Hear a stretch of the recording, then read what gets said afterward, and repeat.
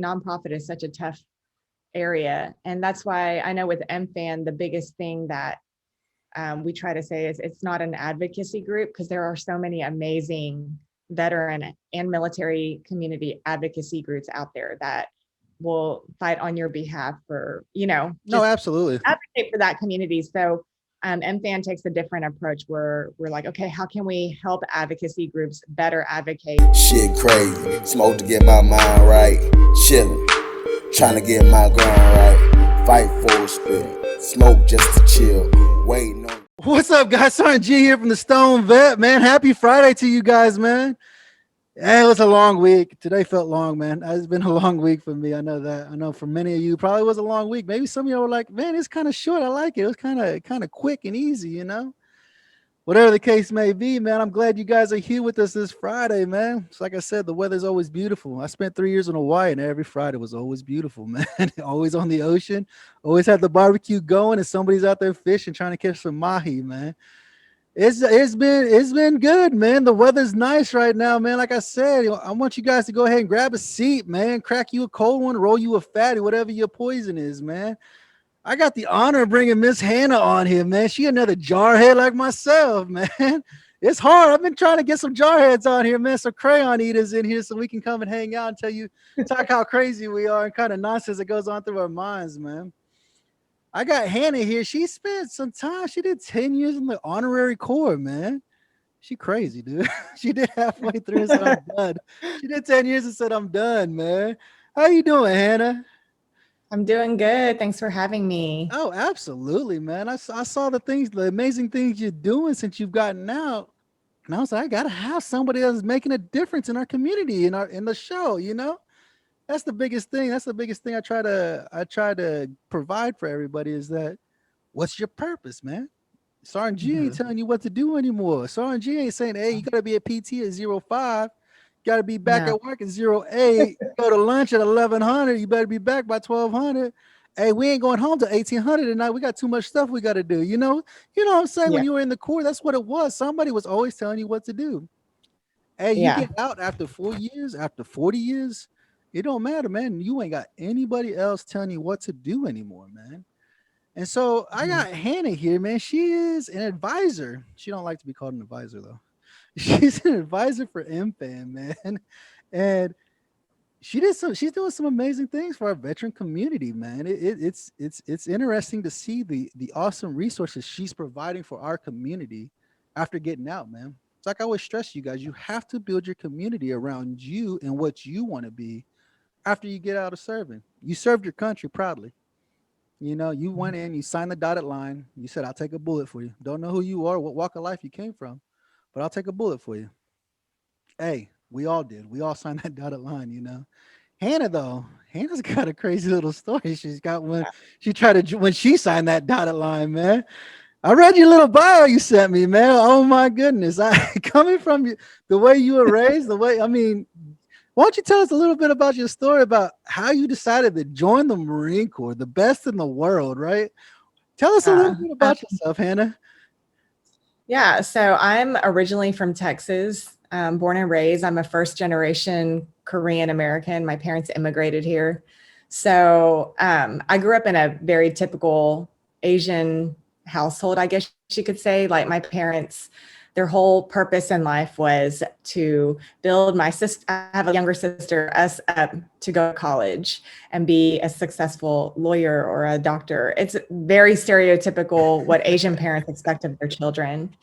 And, I did all the right things until I went to high school. I kind of went through a little rebellious stage and was mad at the world, mad at my parents. I was really just kind of stuck in the middle between Western culture and Korean parenting because I was born and raised in Texas. So I was real torn with my identity. And so I basically just rebelled and started talking to a Marine Corps recruiter because the recruiter's office was in our local mall when we used to hang out at malls all the time. Right? Can't And do that no more. no, and I think what drew me to the Marine Corps was just the recruiters in the Marine Corps office were just they were so charismatic. I mean, they were good recruiters, I guess. You know, they were so charismatic and just cool people to be around and hang out with. They, you know, I used to go to their office all the time.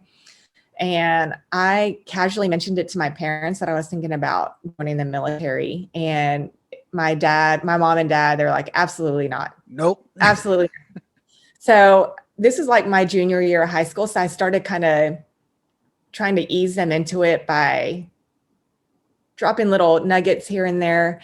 And they started warming up to the idea, but you have to go to college. So it went from absolutely not to you have to go to college and become an officer. Oh. And to them, that was like the compromise. Like, well, if she's going to join the military, she cannot be lowly enlisted. And so, you know, that was a route I thought about. And the more I thought about it, I wasn't ready for college. I wasn't mature enough for it. And I think that was mature of me at the time to know that I was not ready. And, on my 18th birthday, I went to my recruiter's office. I said, I'm 18, I'm ready to join. And he was like, seriously? I was like, yep. I was like, you don't need my parental consent. I'm 18 now. And so we started the paperwork. I did what was called dual processing, where you go on a Saturday and take your ASVAB and do your physical all in one day. Oh, wow. So got qualified there, took my ASVAB, took my physical. I came back to start working on the contract part of it. And because my parents are not natural born citizens, they needed their citizenship paperwork for security clearances. And so I was just like, okay. And so I could not tell my parents that I was enlisting in the Marine Corps. So I went home and asked my mom, I was like, hey, I have a government project on immigration. And it'd be really cool if I could get naturalization certificates and show it to my classmates as part of a presentation. And my mom was like, oh, okay. And handed my mom both of their naturalization certificates to me. I took it to my recruiter's office that day. He made copies of it, put it in my contract. I took it back home, and I didn't tell my parents so this was March. My parents didn't find out till May because I was going to boot camp in July. So yeah, you was slick, weren't you? Yeah. So I got kicked out of my house for like 2 days, stayed with a friend. When they found out, they were not happy. Oh my God. You know, I think they got to a point where there was nothing they could do at that point, you know? No, I mean, especially at 18 years old. I mean, you are an adult at that time. It's like you can make the choice that you want. I mean, but like they said, since your parents ain't natural born citizens, because my parents aren't natural born citizens either. I had to go get to the city, but I joined at 17, and they were like, yeah, if you wanted to go, you can go. I mean, I'm first generation on my mom's side here as well, you know? So, you know, but for you, I mean, like you said, the Asian culture, you're going to be an attorney, or you're going to be a doctor, you're going to be something bigger, right? Not a Marine. I don't want you to be a Marine. No, that was definitely, and my dad was enlisted in the Korean Army. And so, which I don't know a lot about his experiences in the Korean Army, but I know as a parent, he was looking at his little girl and he's like, I don't want her to have that life. And he's just thinking, I did not come to this country and raise her and give her all these opportunities for her to go work blue collar in the military. But she don't need to be a blue collar. She's better than that. Yeah. So, I mean, but they had to accept it. And I remember the summer before, so I was leaving in July, and I have family that lives in South Korea. And so my parents, we went to South Korea in June, which scared my recruiter because he was like, what if they don't bring her back? Right, leave her there. Yeah. Yeah. Went to visit family one last time, and then I left for camp in July. And I know you found me on TikTok. I did a TikTok video on this, but I think my boot camp graduation, both my parents came out to Parris Island, and I think that's the first time I've ever seen my dad cry in my entire life. If you know Asian people, Asian parents, they are not emotional people. They are very, you know, they can keep their emotions in check. And so I think that was kind of the validation that I needed from my parents for me to feel comfortable moving on in my career. And at the time I was like, I'm only going to do 4 years and then I'll get some education benefits and I'll go to college. But that did not happen. That didn't happen, right? Yeah, because you did some time. You spent some time in there. I mean, I think we all have the same point. We're going to do 4 and get out. And then after you get in there and get your feet wet a little bit, you're like, oh, me, I wanted to retire. I wanted to retire when I first started, when I first joined back in 01. I started my year off right. January 01, January 7, 2001, I jumped in, landed on the yellow footprints there in San Diego. I think I wanted to do 22 and retire because I just had life happens. Life smacks you in the face and say, nope, I don't think that's what's gonna happen for you. You're like, man, because I remember, like I said, when my story is when my first deployment, I spent a year in Okinawa, first duty station, Okinawa, Japan. Probably I'd never recommend that for any PFC going to the fleet, going to Okinawa for the first that's tough for a PFC. It was a grand. I had a blast, but that will ruin you for the rest of your career. You go to Okinawa for your first year, I did that, and then they sent me. They said, "You want to go swing with the wing?" I said, "Why not? I go swing with the. I'm an engineer." I was like, "I go swing with the wing. Maybe be a little bit easier than the work I've been doing." Because I was with 3rd MRB, 3rd Maintenance Readiness Battalion out there in Camp Foster, tearing apart diesel. I don't think they exist anymore, right? They don't. They got rid of them.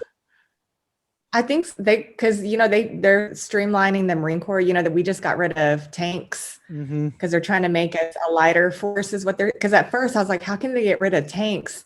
But my husband was like, no, they're trying to make us lighter. And he's like, we're a MAGTAP, supposed to be able to deploy, and tanks is just a lot. And I was like, I guess that makes sense. But I was like, those poor tankers. Tankers are very proud people. So absolutely, I remember. No, absolutely. But I did a year out there, and then I came. I was like, y'all go swing with the wings. I went over to freaking New River, North Carolina. I was over there. Yes, I did my so I was an air winger. I was an aviation ordnance technician, and we go through 2 schools, an A school and a C school. It's with the Navy, and so A school is in Pensacola, and my secondary school was it was in Cherry Point. When did I go to New River? No, I never went to New River. I deployed. We were attached with a unit from New River when I deployed my first deployment. That's my connection to New River. I was like, wait, I've never been to New River. I've been to Cherry Point. Yeah. Cherry Point. That's where the fixed wing's at. Yeah, just as bad as New River, probably. No, New River was horrible. I spent 4 years out there. I deployed back in 03. So my oldest son was born. Okinawa to New River.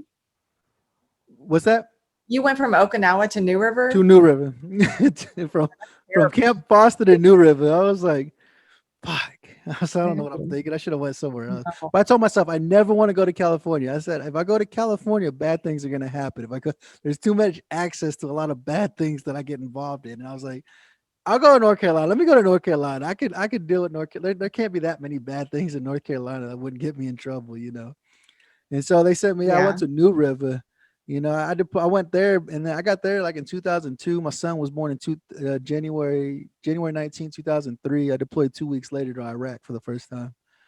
I was like, this, oh my gosh, dude. I said, I went out there. Yeah. Man, I went out there. I said, this sucks, dude. I said, I don't want to do this. 2 weeks after my son was born, I was like, golly. I said, they know how to get you, And so I was like, I don't want it, And then, after I did that, I re-enlisted so I can get out of New River because I heard he spent like 3 years there. I was like, I got to get out of here. I got it. And you know how it is. You re-enlist, choice of duty station, right? They lie so fucking much to you. I was like, you fucking liars. I re-enlisted and they said, hey, you're going back to Iraq for the second time. I was like, son of a bitch. And then my chief came up to me after I got back from deployment. He said, you need to leave. I said, I re-enlisted so I could get out of here and you sent me back to Iraq, dude. He's like, we got to get you out of here. He's like, where are you trying to go? I said, I'm trying to go to Fort Worth, Texas. I want to go to Fort Worth, Texas because I'm getting out. I'm like, screw this. I'm getting out. 2 deployments. I'm good. I don't want to do this no more. I said, I got my son. I have my second son now back in 05. I had him January of 05 and I deployed like August of 05 back to Iraq. And I was like, golly, dude. And I was like, I'm done. I can't do this no more. I'm going to miss everything. I missed all his first everythings, Of course, it happens when you're in the military. You're going to miss birthdays and holidays and stuff. It happens, It sucks, but it happens. And I was like, I don't want to do this no more. So I was like, I'm trying to get to Fort Worth, Texas. Get me the JRB Fort Worth so I can get out. I'm going to just go do my last enlistment. I already got, I've already been in an extra year. I've already been in 5-6 years now. My enlistment's almost up and I'm still stuck at freaking New River, North Carolina. Yeah. And he said, ain't nothing open at JRB. He said, where do you want to go? I told my wife, I said, where do you want to go, sweetheart? I can't go to Texas. They're not sending us to Texas. She's like, let's go to Hawaii. I was like, bullshit. You hear about Marines going to Hawaii, but you never go to Hawaii. Yeah. It's always grunts that go to Hawaii, And sure as shit, he called the monitor. The monitor's like, hey, Hawaii just opened up. You want to go? Hell yeah. I was like, send me to Hawaii. He's like, you got to extend your contract next year. I said, that's fine. What's another year? You know what I'm saying? If you're going to send me to Hawaii, I'll spend another year. I'm going over there with what are they now? CLB, CLC, I don't even know, because it was CSSG when I got there, and then they changed the name like 3 or 4 times while I was there, and I was like, I don't even know what the hell unit I'm with anymore now. I was like, it's the Marine Corps, but like you said, they're making a more smoother, more faster Marine Corps now. They've been changing so much that your husband's still active duty, so I know I don't know how he's still playing the game, man. He had this July will be 20 years for him, and it's crazy to see, because he joined the same year you did in 2001. I joined 2002. So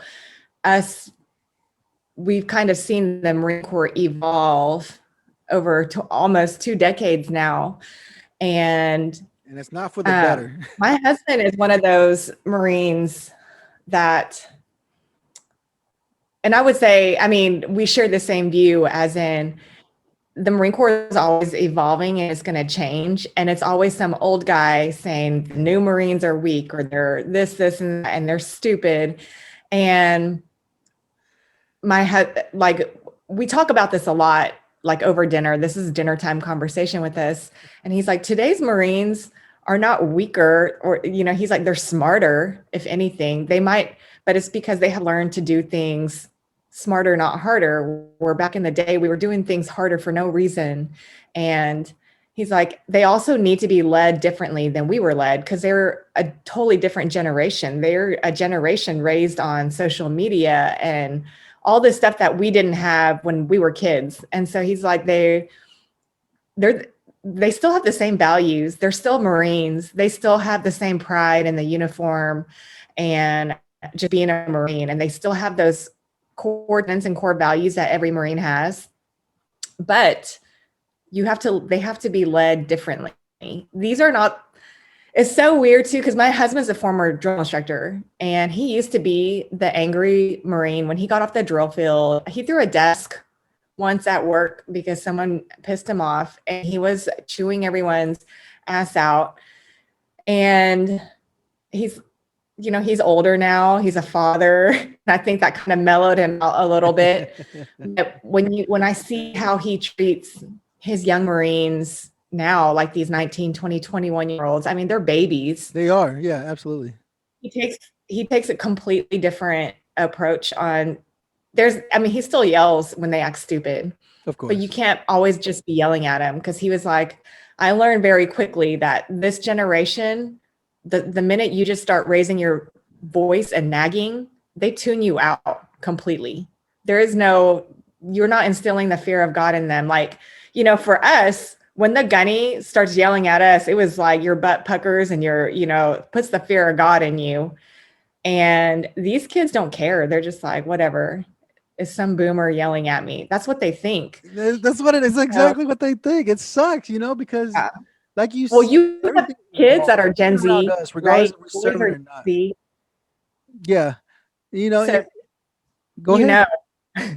It's insane. I got a 16-year-old boy at home, and he's the same freaking way, Like you said, they're all into technology, and they all have to be led differently, and they all have to be this, and you have to be that, And I think that's how a lot of us are. A lot of us old freaking disgruntled vets that have been we did this for some time. That's how the Vietnam era people look at us. The Vietnam vets look at us like that, like you guys are the new age, and you got nothing, And I see that. So on TikTok, I did this thing. It was called The Angry Veteran, and I made a video. And when I was in college, which I went to college after I got out on the GI Bill. Of course. there was like this certain type of vet, and I just labeled the angry veteran or the entitled veteran. Like, look at me, I served. You need to thank me for my service. Is that a person?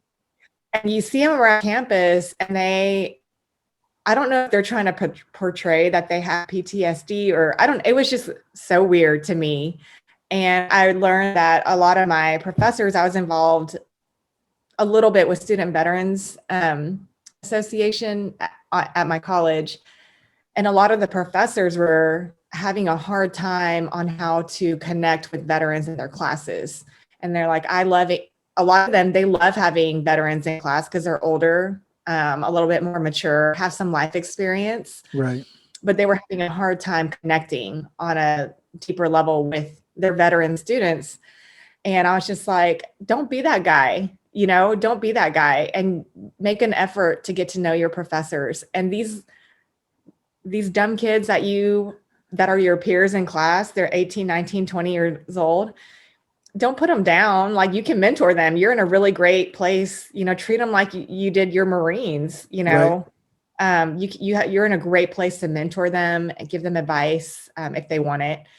And I made a TikTok video about that, and I had to turn the comments off because I got flooded with angry veterans. Oh, and, no. like, no, you missed the whole purpose. You missed the whole purpose of this. Absolutely. No, and it's true when you're talking about entitlements. A lot of us vets, we feel like we're entitled to shit. But see, I teamed up with Veteran Trash Talk. They've allowed me to put on a Marine Corps Wednesday episode for them every Wednesday.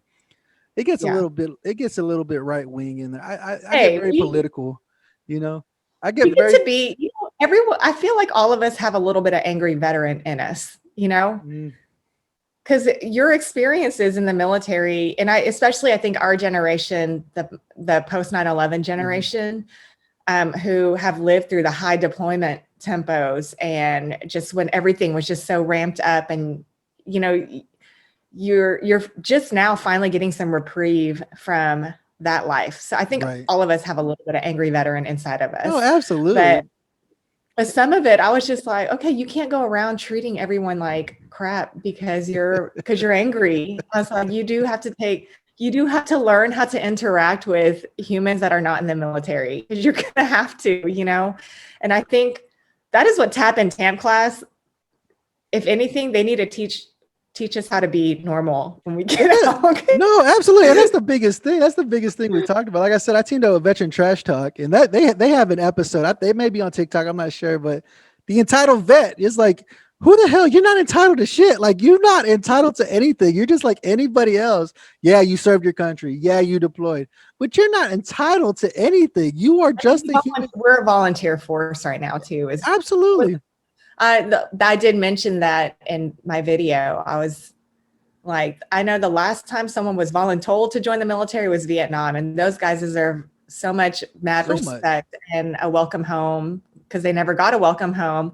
I was like, we are in an all volunteer military right now, and you volunteered for that. And even my husband, he was injured in combat. Right. And that is the one thing he's like, he hates wearing. If he has to wear a uniform with ribbons and badges or anything, it's very uncomfortable for him, because then because you did say he's a Purple Heart recipient as well, correct? Yeah. So people want to ask questions. I know his go-to answer when people ask, they're like, how did you get your Purple Heart? Or where did you get your Purple Heart? He's like, the exchange. He's like, you can buy one too. Yeah.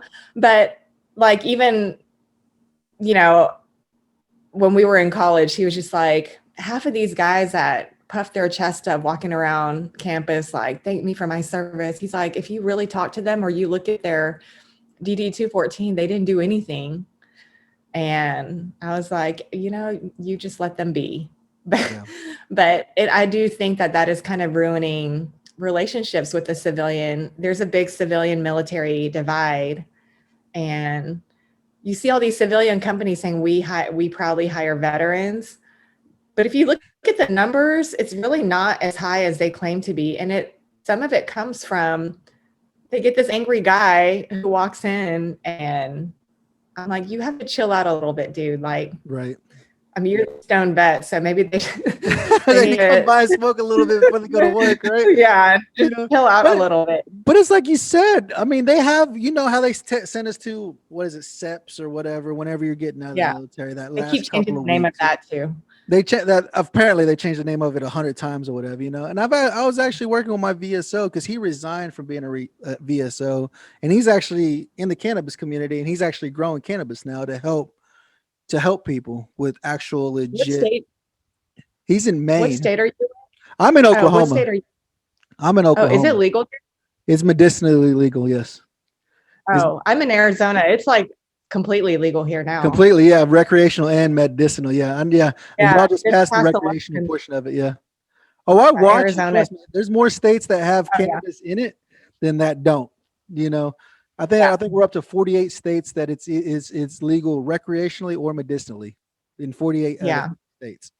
And so it's, which is great. You know, I'm just waiting for Congress to go through and sign that little dotted line and legalizing it across the country because everybody has it now. Why so try to restrict it? since we're on this topic, we have a friend that just retired in California. He's a 2-time Purple Heart recipient. He has TBI, pretty severe form of TBI. And because it's legal in California for recreationally as well as medicinally, his VA doctor in California recommended it for him to treat his TBI symptoms and his insomnia. That's awesome. And his doctor basically, and this is the VA, and he was like, if I worked in any other VA that where this isn't legal, he's like, I can't legally recommend it. But because it's legal in this state, he's like, I can recommend it, but not in an official capacity because the VA is part of federal. Mm. So he was like, I can't like write it in your records, but he's like, I can verbally tell you that I think it could help with your TBI and your insomnia. And so, and absolutely it can, because I mean, a lot of VA doctors, like even my VA doctors are here, they'll ask me, do you use? I say, yeah, when I can. I absolutely can. But since I work federally for a federal job, I can't use it, you know, whatever the case may be, whatever. Okay.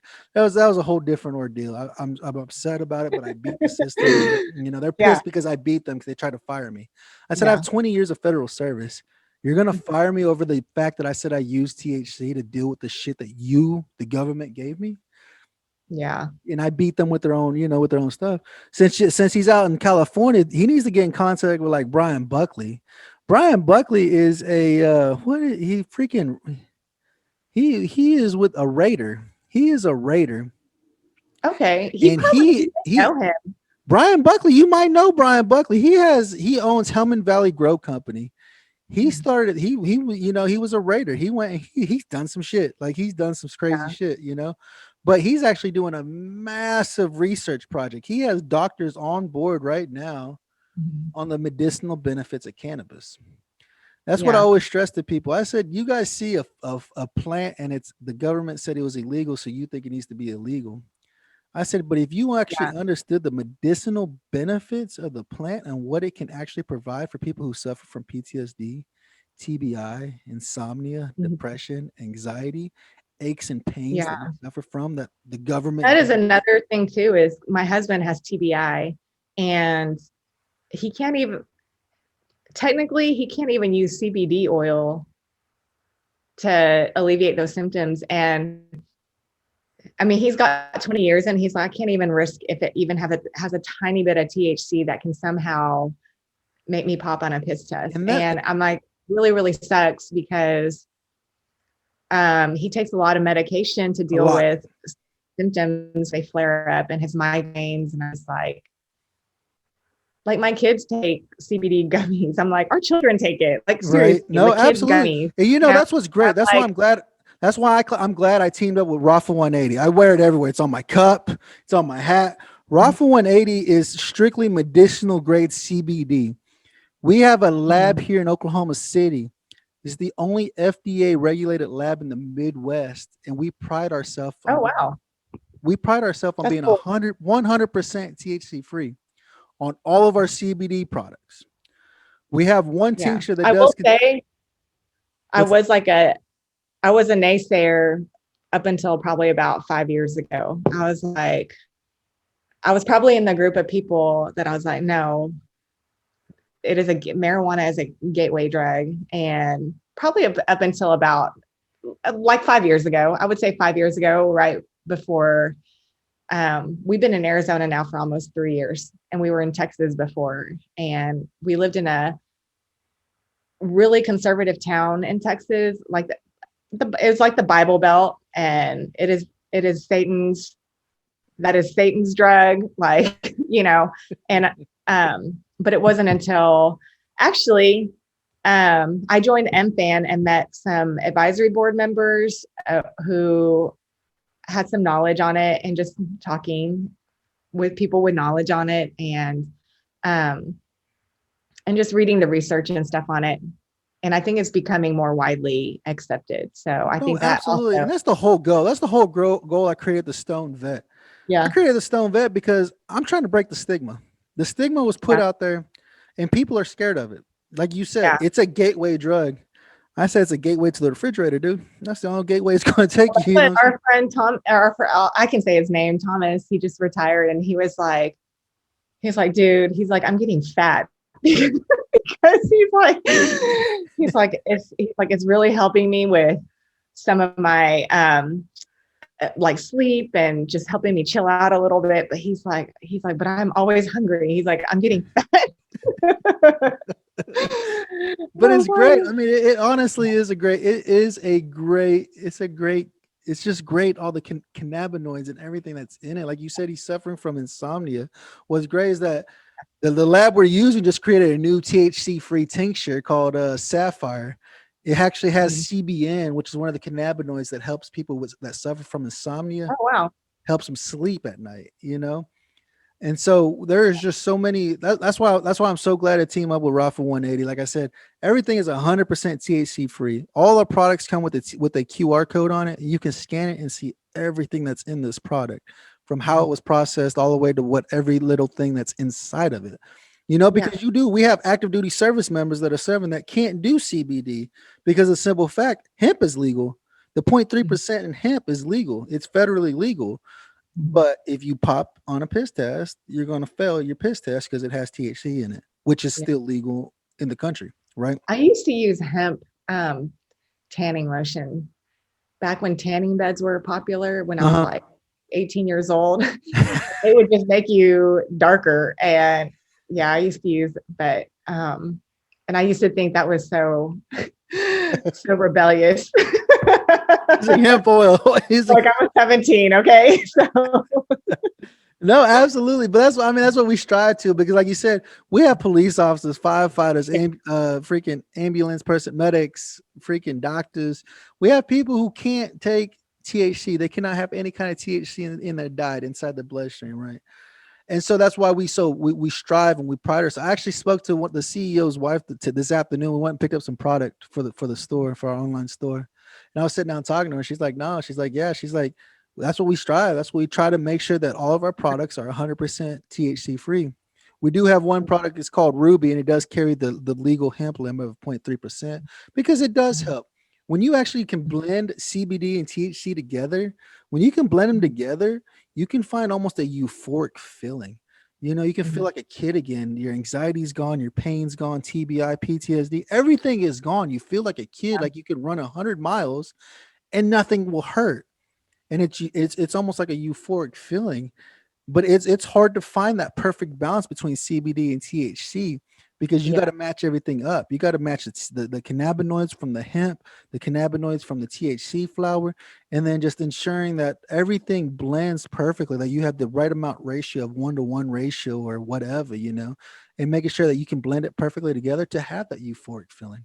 I found it once and I was in love. I was like, we would like to give a huge thanks to Rafa 180. Rafa 180 offers pure medicinal CBD and products made locally. They walk alongside individuals to achieve a healthy lifestyle with options needed by each person. You can learn more about them on Facebook at Rafa CBD, their website www.rafa180.com, or email at rafacbd@gmail.com. They truly believe your journey matters. I feel like a kid again. Like I could run and jump and play basketball and just do everything and not have any pain at all. Yeah. but it's hard to find it. And that's the biggest thing, is breaking the stigma. How do we break the stigma to show people, hey, this is okay? It's a plant. It grows out of the ground. It's not made pharmaceuticals that can be made in a lab, you know? Well, I think it's a lot, like I've seen a lot more widespread acceptance within the last couple years with a lot of states legalizing it. And so I think we're kind of headed towards that direction, and hopefully, and I feel like if the more accepted it is, the more research people can do and figure out what else it can help with. There's already so much research out there on how it helps, you know, with mental health issues, side effects from mental health, you know, TBI, PTSD, insomnia. I mean, you know, all the list of things. And so, and who knows what else. And so I feel like the more it can be widely accepted and legalized, we could do so much more as when it comes to research and get federally funded. Oh, absolutely. Absolutely. And actually Senate just passed it to where people can actually start doing research on it. Oh yeah. In the US, they just passed it. They just passed that law. And so, like I said, Brian Buckley out there with Hellman Valley, he's doing a huge research project. It ain't cheap. A research project ain't cheap. You talk millions of dollars. It costs millions of dollars to do a research project, you know? Yeah. But he does carts. He has a live rosin cart coming out. Freaking live rosin itself is just an amazing product, the way it works and the way it's just an amazing product. But that's what he uses. It says 100% of the profits he makes off of his cartridges that he's making goes back into the research project. That's cool. I like that. He's doing some awesome things, and even with his nonprofit as well. I mean, he's another jarhead, man. He's like, my brothers need the medicine. They need the medicine they can get, you know. And so that's why I'm hoping maybe something will pass. I know there's a governor out of Florida that's trying to pass something for veterans to where they can get it federally legal, at least for them. If they don't want to do it for the country, at least for the veterans, they can do it, you know. And that's the type of support we need, is people to understand that the illnesses, the crap we deal with the PTSD and the TBI and stuff like that. Like I said, I was talking with the CEO's wife today, and her husband, her past husband, he suffered real bad PTSD, you know, and it sucks, dude. It sucks when it comes on, you know, especially for us. Like you said, our era from 01 to like 2012, I mean, we was in up tempo where we were deploying every 6 months, every year, you know. I just keep thinking it is not normal for the human body to have that much adrenaline pumping through us for that long, and just the stress. And I'm not even just talking combat stress, just the stress of, okay, how much time am I going to get at home before they deploy me again? And if I deploy, am I going to get to go somewhere like Okinawa, or are they sending me back to the dirt again? Or, you know, and it's like you're at a constant state of anxiety, I feel like, without even realizing it. And then once you get out, it's just like, you know. I do, yeah. And I think about my last day in the Marine Corps, and the next day I slept all day. And my husband was at the time stationed in Boston, and he called me. He's like, "What'd you do on your first day, civilian?" And I was like, "I slept." I was like, I didn't know I could sleep so peacefully for that long. And I was like, I don't know if it's just because I have this weight lifted off my shoulders, like I'm done with that part of my life. But it was just really, really weird, especially coming from someone. Well, obviously in the Marine Corps, you don't take naps because you're working. But for someone who didn't take naps and was used to getting up early in the morning and having a very regimented schedule, I think that was something shocking to me, was just how relieved I felt.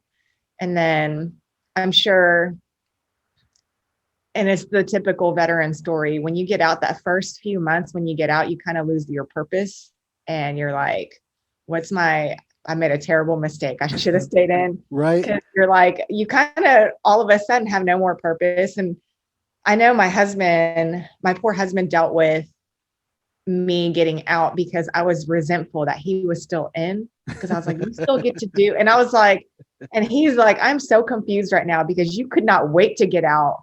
And now you're resenting me because I'm in. And I was like, well, you get to go to work. And what I try to tell people before they get out, or when veterans, guys that are about to get out, ask me for what kind of advice, I'm like, just know that you have been in a profession that rewards you when you do something well. The littlest, whether it's a CERTCOM or a meritorious mass or a NAM, anytime you do something good, someone pats you on the back and tells you good job. And when you all of a sudden lose that, it's like you don't get that validation anymore. And that's what I learned as a veteran. Is my time in the military, I got a lot of my validation from attaboys, like, hey, good job. Or there's tangible steps to get promoted, like PFT, rifle. There are things you can control to get yourself promoted. And my very first job was in corporate, and there was no tangible steps on. I was just like, so how do I get, how do y'all promote? And they're like, just based on your performance and how long you're with us. I'm like, I need tangible, steps. Right. Like, what can I do? Like, are there milestones I can meet? And they didn't have any of that, It's based on just performance reviews. And I think that was something that was hard for me to kind of grasp and get into. And at the same time, right when I got out was when my husband was starting to kind of deal with his PTSD. And so we were like a hot mess, because I got out and I was going through the getting out depression. Right. And then he is finally coming to grips with his PTSD. So we're like fighting all the time. And I'm just like, is this real life right now? Like I was so excited to get out.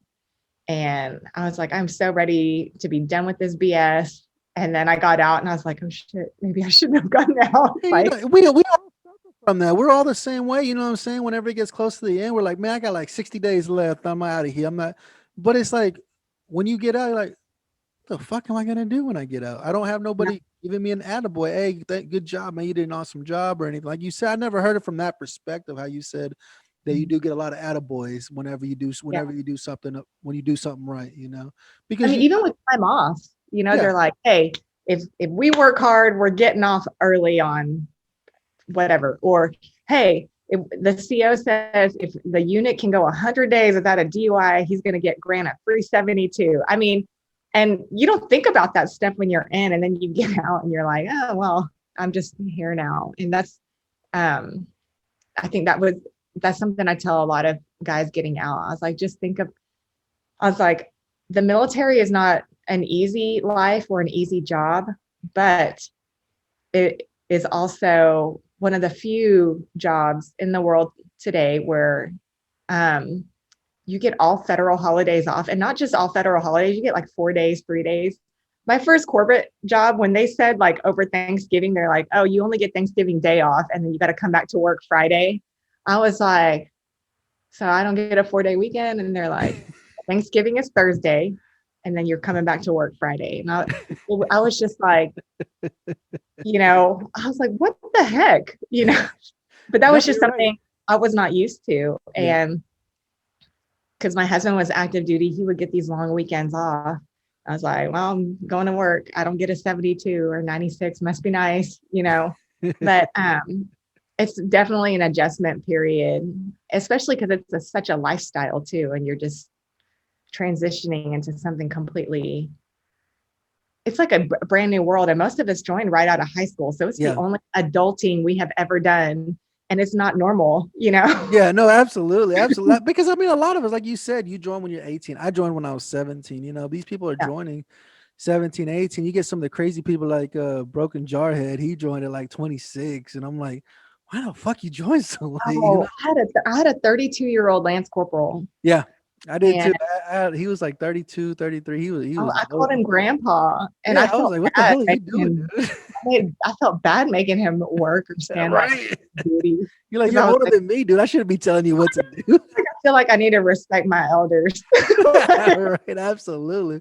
No, I absolutely understand. I mean, like you said though, like it's like that's why a lot of us start our own business, because it's like, I ain't working for somebody else, dude. I did it while I was in the military. I'm going to start my own business. That's why you see there just in the community that I've been growing in my community. I have freaking tons of people who have started their own business, whatever it is, woodworking, freaking making lighters, making pens, t-shirts, you name it, dude. I've noticed that too. It's either they start their own business or they go into some sort of working with the military again as a civilian though. Absolutely. It's like, I don't want to work for someone that doesn't know where I came from. So I'm just going to work for myself, or I'm going to work for someone who gets the community that I came from. Right. And I see that a lot in the veteran community. No, absolutely. And you know what I'm saying? It's just there's a lot of veterans out there. Like I didn't know, like I said, I've had Travis on my show. He's the nonprofit architect. He told me, he's like, guess how many nonprofit veteran organizations there are? I was like, I bet you only know about 3 of them, right? The DAV, Oh, the Wounded big Warrior, what and do they like call it? They you call know, it the big 5, I think, or something. yeah, the big 5 or whatever. He said there are 22,000 veteran nonprofits in the U.S. I said, are you kidding me? He said no, and that was like 6 months ago. And he said the number grows every day. And which, that's kind of a good thing, but they have to get out there and make their presence known, because there's so many resources out there that you can reach out to that can help you. And I see a lot of veterans, they think of the big 5 is what I call them, I think, like the Semper Fi Fund. And while they're great organizations, they get thousands of requests for assistance. And you're just a number out of thousands of people. Thousands, yeah. And there's always someone who is way worse off than you they're probably going to help first. And I was like, there are so many other resources out there that you could probably reach out to. No, absolutely. And you working with Mfan, why don't you tell us a little bit about what Mfan is and how they provide resources for these nonprofits that you're talking about? Yeah, so Mfan, like I explained to you, but we're not an advocacy group, because there are so many great advocacy groups for the military community. So what we do is we do research on the military community, and we do that by surveys. And it's literally, these surveys are distributed via social media. Social media is the biggest way we've gotten this out. And what's unique about the way we do our surveys, it's not just answering yes or no, or on a scale of 1 to 5. We leave comment section and we're like, tell us about your experience. And people will pour their heart out when you give them a chance to tell their story. And then we have 2 PhDs, Dr. Kimball and Dr. Hurwitz. They're researchers. They take all this data and they read every single comment that anyone who takes a survey writes, their story. And they categorize those comments into a computer program. And then we publish the survey results, and we make it's public. And we've had senators use our survey to advocate in Congress, lobbying for laws that help military families. We've had other big nonprofits use our data to figure out a way to better serve their communities. Our latest 2 surveys, one of them was base housing is a huge problem, which if you've ever lived on base housing, it's the mold. Horrible. The mold. People are getting sick. You know, people are getting sick living in them houses. Yeah, and so that was a big problem that was uncovered. And then our most recent survey was food insecurity is really big in the military community, and it's because when you have an E4 and below get married and then have 2 kids, that salary to support 2 kids, I mean, it's not a lot, it doesn't stretch very far. And what we found out through our survey was there were military spouses who were skipping meals so that their active duty military spouse and their children could eat, because that's insane. And a big thing is programs like SNAP and EBT, they factor in BAH as income. And so an E4 won't rate SNAP and EBT.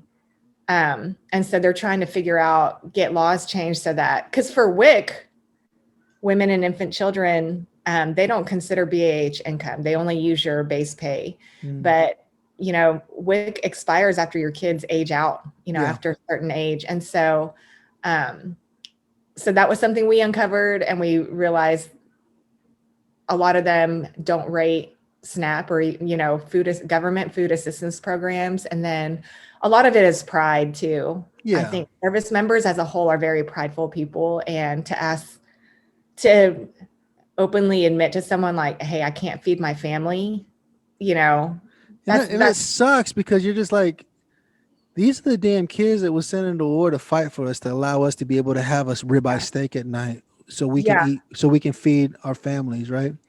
Yeah. And it's so like, it's it's upsetting. It's very upsetting. So there's not much we do as far as we can advocate, but we have this research, and then we try to put it out there for people and get it in the eyes of people in higher positions. And I feel like most nonprofits need to be pretty bipartisan and non-political, apolitical. And so with the last administration, with the Trump administration, we worked closely with Karen Pence, because she was doing a lot for military families. And then this administration, mainstream media won't tell you about. Yeah. And then this administration, Jill Biden has taken over what Karen Pence was working with us. That's good to hear. That's good to hear that she didn't just throw it out the freaking window and say, No. So, I mean, and that is another thing that I feel like nonprofits is real tricky, because you just have to focus on your goal.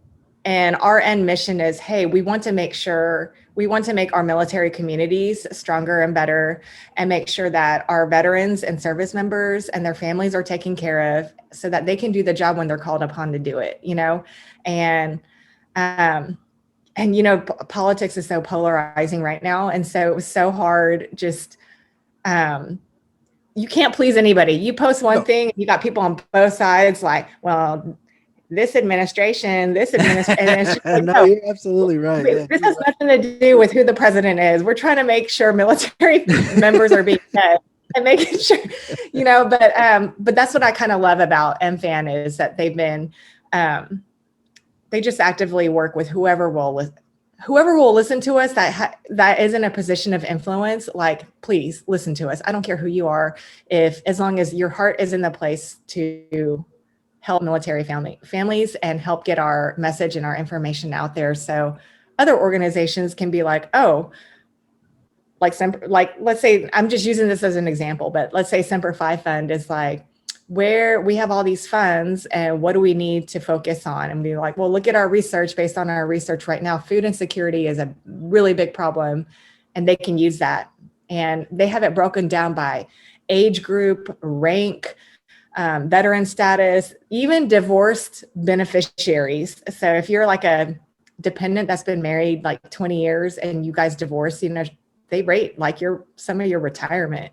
Right. And they even have that broken down to that, like how many divorce beneficiaries are dealing with. And so, I mean, it's broken down pretty in detail, and it's a useful tool for a lot of organizations to use to better serve the military community that they want to help, you know? No, absolutely. And that's great to hear. So you guys, so the Mfan itself provides research for all these nonprofits that are trying to make a difference in the military veteran community. Yeah.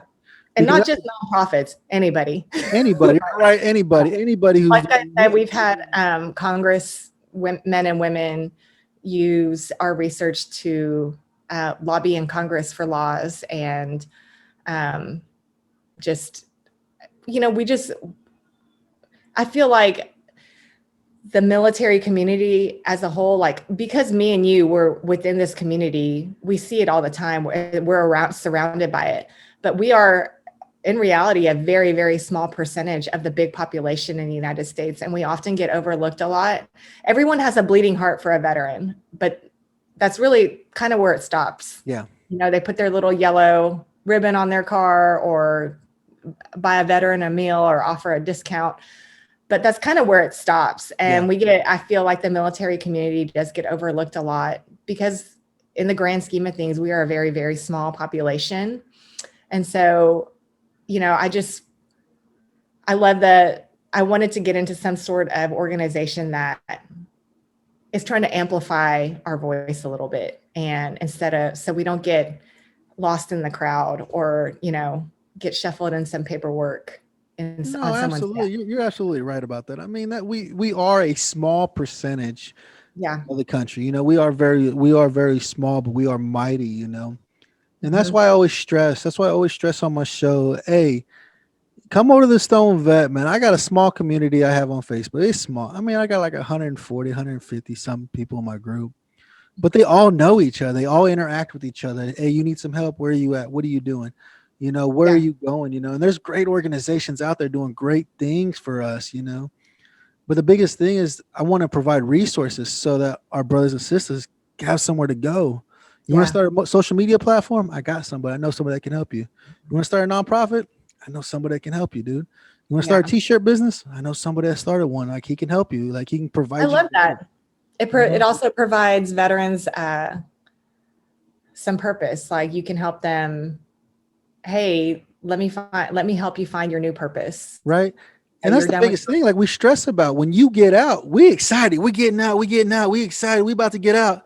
Yeah. Fuck, what am I going to do now?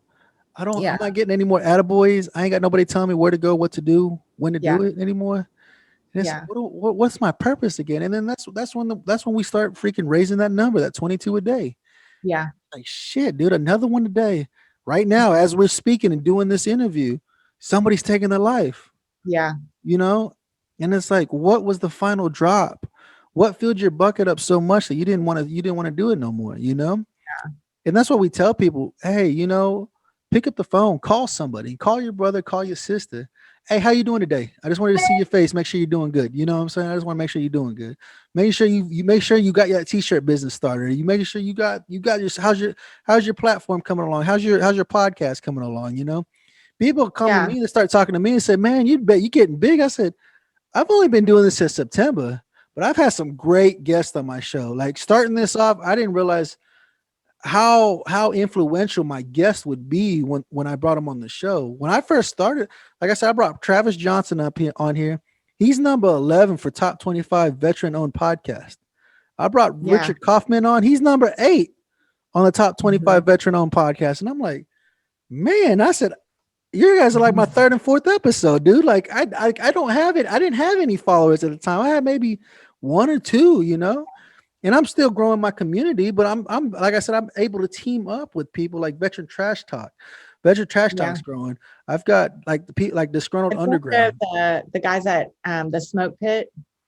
I haven't heard of them. Yeah, it's a Marine and a Navy RP. Oh, really? Yeah, and they've been podcasting for about 2 years now. They do events at Burbiz, I think, which is Okay. for like a conference for veteran business owners. Oh, But, wow.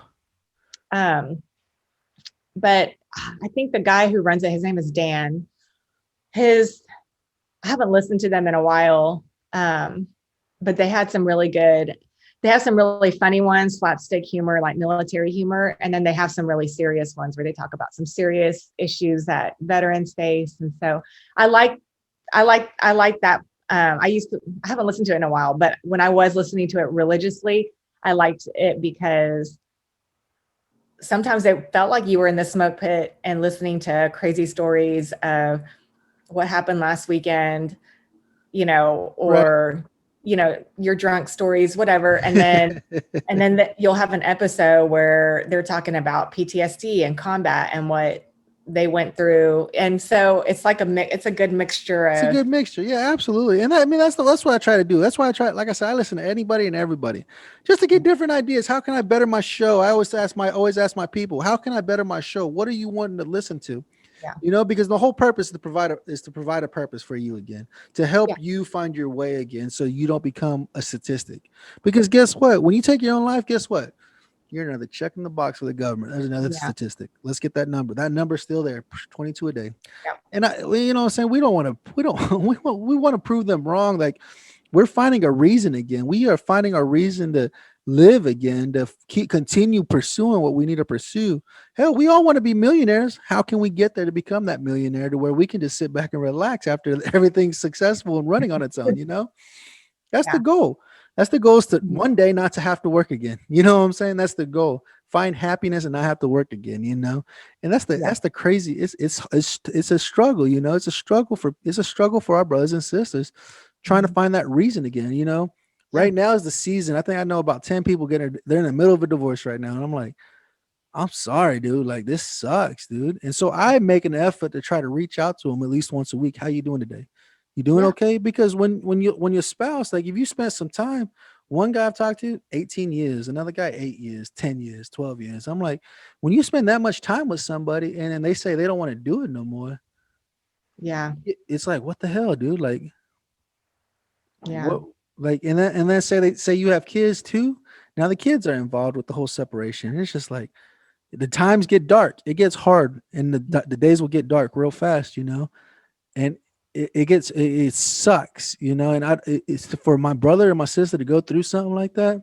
I don't want them to feel like they're alone, because they're not. They're not alone. Do I know what they're going through? No idea, but I'm here to bend an ear. I'm here to bend my ear so you have somebody to talk to, so you don't have to go through it by yourself. And if I don't know anything about it, I bet you I know somebody who's been through it that can tell you, give you some advice, some pointers on how to deal with it and how to do it, because it sucks. I mean, it's tough, but that's the whole purpose of the show, is to hang out, shoot the shit a little bit. Tell me a little bit about yourself. How can I promote you to get people see who you are and what you're providing? And how can I get them to come over to you and say, hey, I'm starting to do something that you're already doing. What kind of advice can you give me? It's just little things like that. And that's the whole purpose of it, man. It's the camaraderie that we lost. I know for you, I'm sure it's a big thing. You've lost that camaraderie. You don't have that camaraderie you had when you were in, right? Yeah. You miss it. I always say I don't miss the Marine Corps, but I miss the people. The people, right? And that's what I tell everybody. I say, I do not miss the Marine Corps. I miss being around those people every day. Even the ones that I hated. I'm like, man, I kind of miss that. You miss them, right? Because my wife, I've been with my wife for we're going on 21 years this April. We've been together. So she was with me from the beginning. Congratulations. 21 years. She's been with me and she's still here. We just had a huge fight before I started the show. And I was like, fuck, now I gotta go into the show with you. Are you mad at me? And I'm like, oh my gosh. You know what it's like when your spouse is mad at you and you're just like, I have to go and do this, but I'll be back so we can finish this fight. You know what I'm saying? And I'm just like, my gosh, now I gotta go talk. I gotta go interview Miss Hana, and we're in the middle of a fight. Now I got to freaking get that outside, and it sucks. Dude. It sucks. It's a part of being in a relationship, though. I mean, if you ain't fighting, is your relationship as good as you think it is? What I'm saying? You're gonna fight. You're gonna fight. Like I said, 21 years we've been together. She's been with me through thick and thin. She's had multiple reasons to leave my ass, and she's still here. And I'm just like, she asked me today. You know what? You guys' marriage is a unicorn. If you made it really is. People, the military.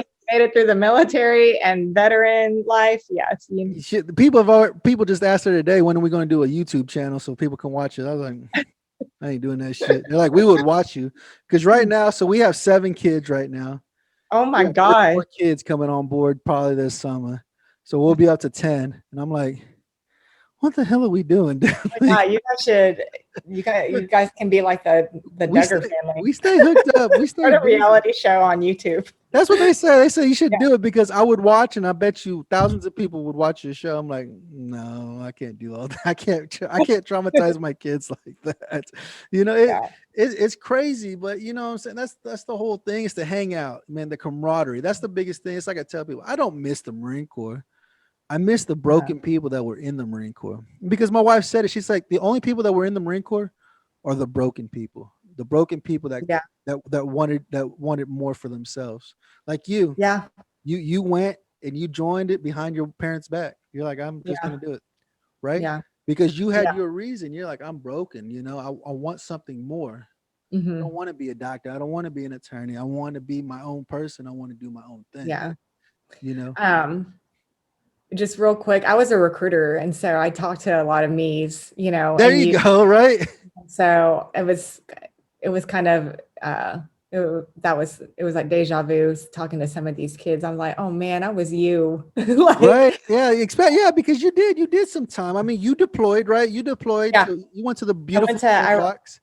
I went to Iraq. Yeah. The beautiful, I did not get to go to Afghanistan but I did Iraq twice, and I went to Iwakuni. I did a UDP in Iwakuni. You were in Iraq for what year? From what year to what year? I was in the end of 2005. Oh, you were there when I was there. Freaking Al-Assad. Yeah. And then 2007, because I went on recruiting. Yeah, 2007. And 2007, I was at Al-Assad. They call it Chow Assad. You did because you're on the good side where you got lobster tail every night. And I worked a night cruise, so I got mid-rats there. They had some good mid-rats. Yeah, and the Otis Spunkmeyer muffins. Yeah, they had some good mid-rats. I remember that back in 2005 when I went out there. I was like, they had chicken. I've never had chicken cordon bleu in my life until I went to Iraq. I was like, how am I trying chicken cordon bleu in freaking Iraq? You were on the other side of the base.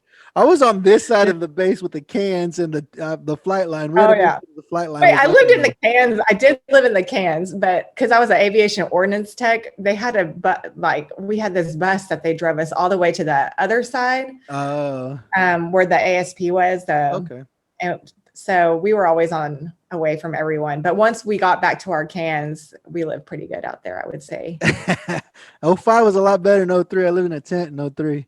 A tent with some pallets as a floor. So, yeah. No, absolutely. And then, like you said, you became a recruiter. You were like, I was doing recruiting duty, and then, I mean, I did see the people that you were recruiting at the time. I mean, you said you were a star recruiter in Orange. I was rookie recruiter of the year. I would recruit. My husband was a DI the same time I was a recruiter, so I used to recruit kids and send them down to the depot. Your husband. Yeah.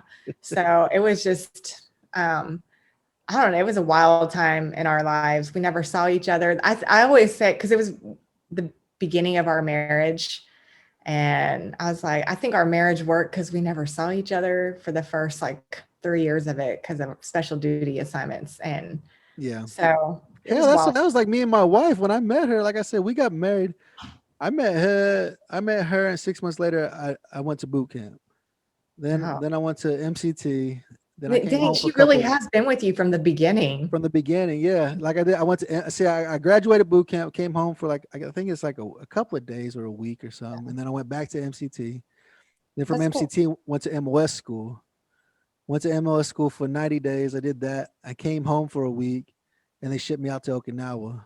Yeah, I was out in Okinawa for 8 months. Came home, got married, went back to Okinawa.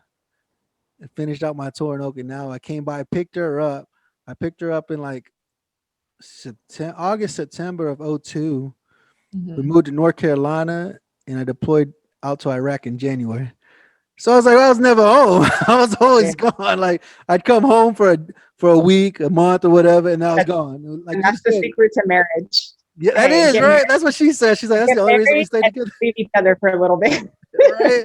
And like you said, you being a recruiter and him being DI, you guys ain't never home. You guys are always working. No. You guys are always getting the numbers, you know? Because I would, on days we'd have to take our kids to MEPS. I was in Orange County and our MEPS was up in LA. So that was like a good 2.5 hour drive. So we had to get them up there by 5:36. And so I was leaving my house at 3. And I hear about the traffic out there, man. Yeah. And we lived in San Clemente, and my husband was down at MCRD. So he had a motorcycle at the time, and he would ride his bike because in California you can white line to beat traffic. And it was like we were high-fiving. Like I was like, all right, I'm going to work, and he was coming home from duty to go to sleep. And then but we're here. No, it's interesting, man. I mean, you have a very interesting story with everything you're going together, you know, with what you're doing and stuff like that. I mean, you've done your tour, you did your time, and now you're working with Mfan to help us to provide resources and provide research onto how what the veteran community is actually needing, you know? Yeah. That's our biggest struggle is people don't like to, like you said, we don't like to talk about our needs. We just go and do it. If it's there, cool. If it's not, we'll do it without, we'll get it eventually, you know? Yeah.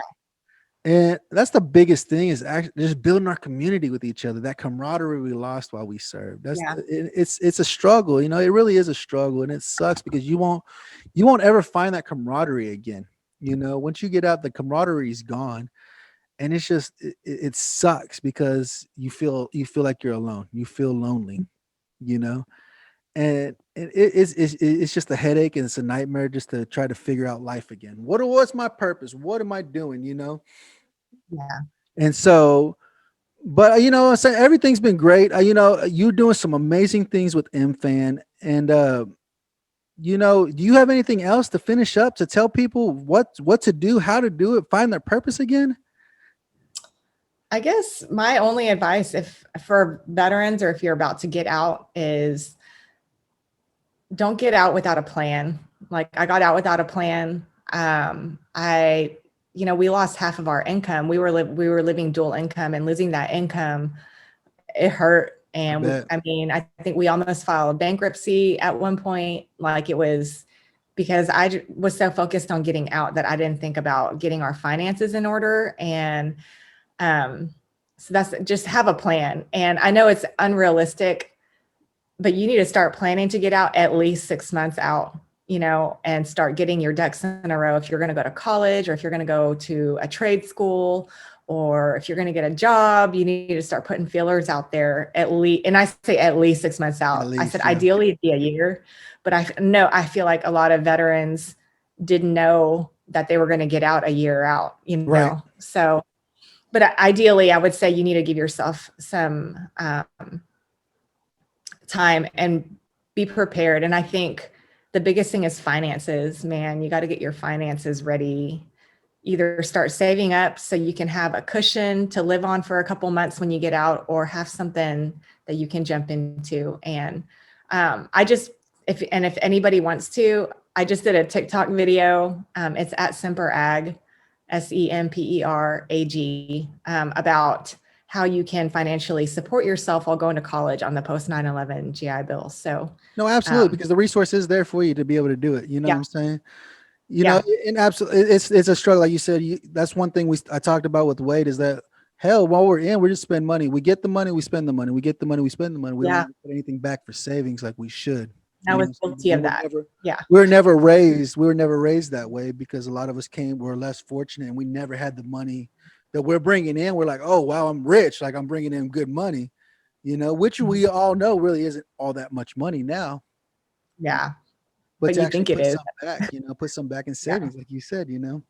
So that's awesome, man. Hey guys, like I said, man, I just want to thank Hana for coming on the show today, man. You provided us some amazing resources. I'll have all her information on how to contact her and the great things that she's doing down there in that description box, man. Like I said, that's what we do here at the Stone Vet. We build our community. We provide resources for you guys that are out there trying to figure out what to do in life now, man. I always stress it to you guys, you have to build your community around you, man. Don't forget to subscribe to the Stone Vet USMC, man. Hit that subscribe button so I can continue providing you with people like this, these amazing veterans that are making a difference in our community and helping us to survive out here in the real world, man. You know, Hannah, I appreciate you taking the time out of your day to come hang out with me. You know, come shoot the crap. Tell me a little bit about your time and service and just, you know, that camaraderie lost when we got out, you know. You guys, I love you guys. Remember, man, go hang out, go check on your brothers and sisters, man. Don't let them become another statistic, man. We need to take care of each other, make sure we're there for each other, man. Hannah, I appreciate it. Thank you for this Friday. Thank you for hanging out. Remember, guys, here at the Stone Vet, we got you 6. Relax. It's Friday.